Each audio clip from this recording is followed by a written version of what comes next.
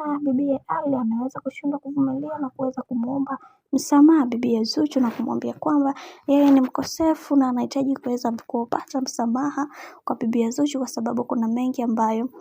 yameweza kutokea na wengi wao walitamani sana kuweza kujua kila kitu ambacho kinachomsibu dada yetu kipenzi Zuchu. Sasa leo hii kumekuwa na mambo mengi ambayo yameweza kutokea na wengi wao walitamani sana kuweza kujua kila kitu. Ali ameweza kukiri na kusema kwamba ifike kipindi unisamehe, maana kuna mengi ambayo yametokea katika maisha yangu na mimi binafsi natamani sana kuweza kujua kila kitu, kwani kuna mengi ambayo yamenifanya nijifunze vingi kabisa katika hii dunia, ila nina imani katika hiki